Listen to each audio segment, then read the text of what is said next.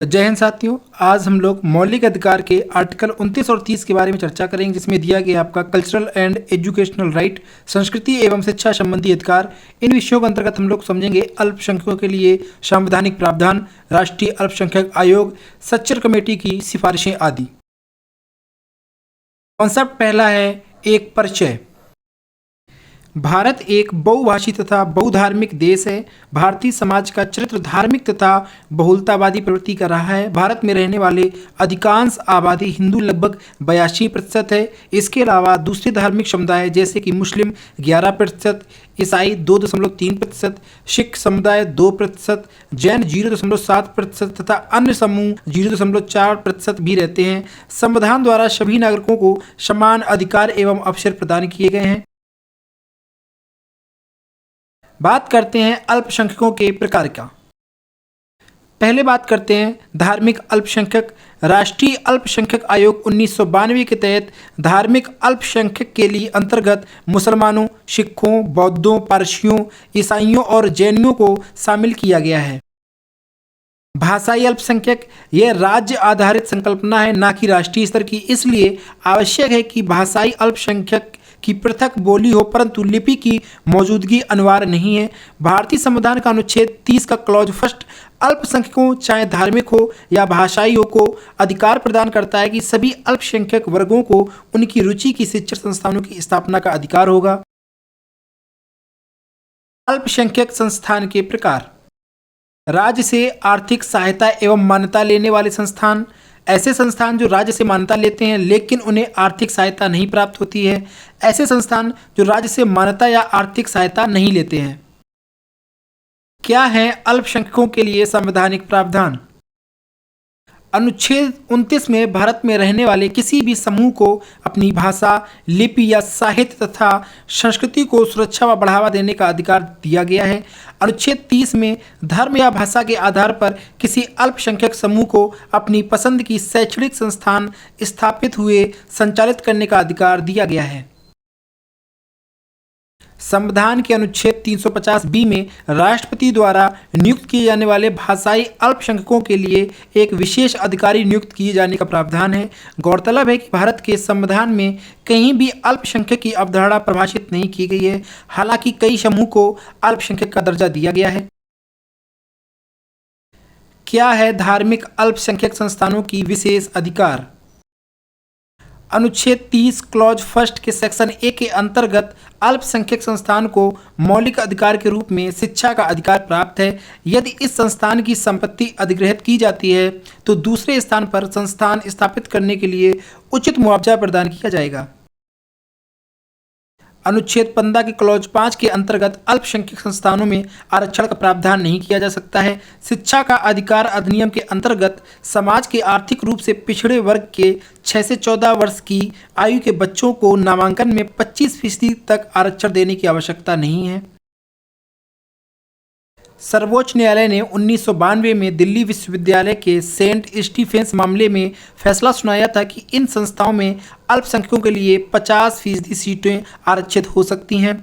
TMA पाई एवं अन्य बनाम कर्नाटक राज्य 2002 मामले में सर्वोच्च न्यायालय ने फैसला दिया था कि अल्पसंख्यक संस्थान निष्पक्ष, पारदर्शी एवं योग्यता पर आधारित अलग अलग प्रवेश प्रक्रिया अपना सकते हैं। वे अलग शुल्क संरचना रख सकते हैं, लेकिन उन्हें कैपिटेशन शुल्क देना होगा। क्यों अल्पसंख्यकों की परिभाषा को लेकर बहस? संविधान में अल्पसंख्यक शब्द की परिभाषा कहीं नहीं दी गई है। अल्पसंख्यक कौन होगा, यह राष्ट्रीय स्तर पर तय होगा या राज्य स्तर पर, इसके बारे में कुछ नहीं कहा गया है। 1993 में राष्ट्रीय अल्पसंख्यक आयोग का गठन किया गया। उस समय भी अल्पसंख्यक शब्द को परिभाषित नहीं किया गया। वर्ष 2006 में अल्पसंख्यक मामले मंत्रालय का गठन हुआ, तब भी अल्पसंख्यक शब्द को परिभाषित नहीं किया गया।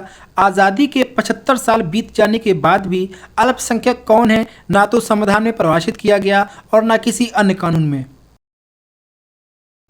मिजोरम, मेघालय और नागालैंड ईसाई बहुसंख्यक राज्य हैं और अरुणाचल, गोवा, केरल, मणिपुरी, तमिलनाडु तथा पश्चिम बंगाल में इनकी आबादी अच्छी खासी है, फिर भी इन्हें अल्पसंख्यक माना जाता है।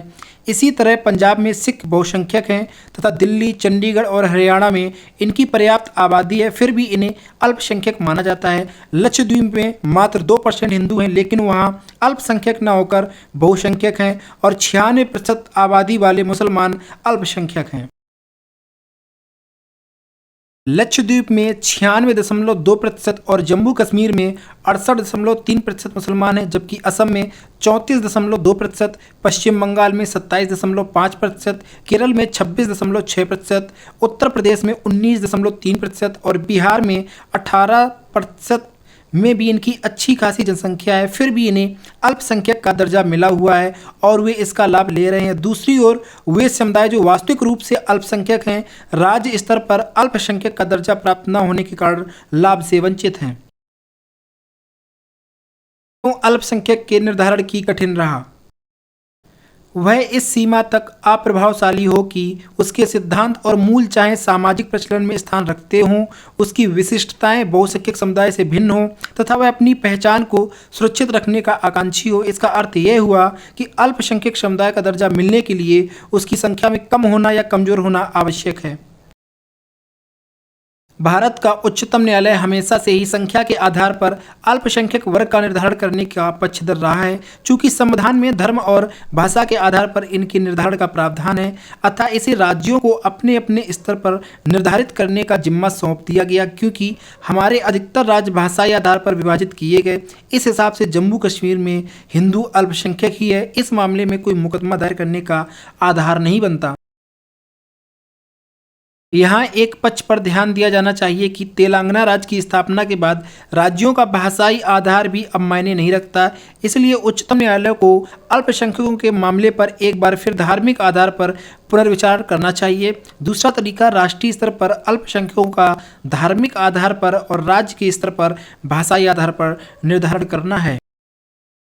इन सब विचारों में सबसे अच्छा विचार TMA पाए मामले में जस्टिस रूमा राय का लगता है। उन्होंने कहा था कि अल्पसंख्यक वर्ग का निर्धारण उस क्षेत्र के हिसाब से किया जाना चाहिए जिसके विरोध में वादी ने मामला उठाया है। इस संबंध में संसदीय कानून को राष्ट्रीय स्तर पर सोचना होगा और राज्यों के कानून को राज्य में समुदाय की संख्या को स्थान में रखना होगा। राष्ट्रीय अल्पसंख्यक आयोग। राष्ट्रीय अल्पसंख्यक आयोग एक सांविधिक निकाय है। इसकी स्थापना राष्ट्रीय अल्पसंख्यक आयोग अधिनियम 1992 के तहत की गई थी। अधिनियम के अनुसार किसी भी मामले की जांच करते समय आयोग के पास दीवानी अदालत के अधिकार होंगे।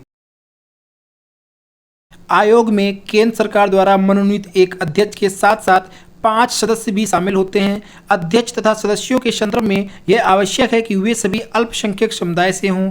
राष्ट्रीय अल्पसंख्यक आयोग अधिनियम 1992 के अध्याय 2 की धारा 3 के अंतर्गत राष्ट्रीय अल्पसंख्यक आयोग के गठन की संपूर्ण प्रक्रिया का वर्णन है। गठन से संबंधित जिन तथ्यों का वर्णन इस धारा के अंतर्गत है वो तथ्य निम्नवत हैं। पहला, केंद्र सरकार अधिनियम 1992 के अध्याय 2 की धारा 3 के तहत प्रदान की गई सभी शक्तियों के प्रयोग एवं निर्धारित संपूर्ण कार्यों के कार्यान्वयन हेतु एक निकाय का गठन करेगी जिसे राष्ट्रीय अल्पसंख्यक आयोग के नाम से अभिहित किया जाएगा।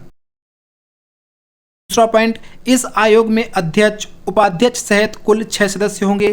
तीसरा पॉइंट, सभी सदस्य प्रतिष्ठित, निष्ठावान तथा योग्य व्यक्तियों के मध्य से केंद्र सरकार द्वारा नामित होंगे। चौथा पॉइंट, अध्यक्ष को छोड़कर अन्य सभी सदस्य अल्पसंख्यक वर्ग से ही आने चाहिए। राष्ट्रीय अल्पसंख्यक आयोग के कार्य। अल्पसंख्यकों के विरुद्ध भेदभाव की समस्या का अध्ययन करना तथा उनको दूर करने के लिए सुझाव देना, अल्पसंख्यकों के सामाजिक, आर्थिक तथा शैक्षिक विकास के मुद्दों का अध्ययन करना तथा विश्लेषण करना, केंद्र सरकार या राज्य सरकार द्वारा चुनी गई किसी भी अल्पसंख्यक समुदाय के संबंध में उपयुक्त मापदंड सुझाना, केंद्र सरकार को अल्पसंख्यक के सामने आई मुश्किलों से संबंधित समय समय पर विशेष रिपोर्ट देना तथा कोई भी अन्य मुद्दा जिसे केंद्र सरकार आयोग को सौंपे। राष्ट्रीय अल्पसंख्यक आयोग की शक्तियां। आयोग के पास उपयुक्त कार्यों को करने के लिए दीवानी अदालत की शक्तियां हैं।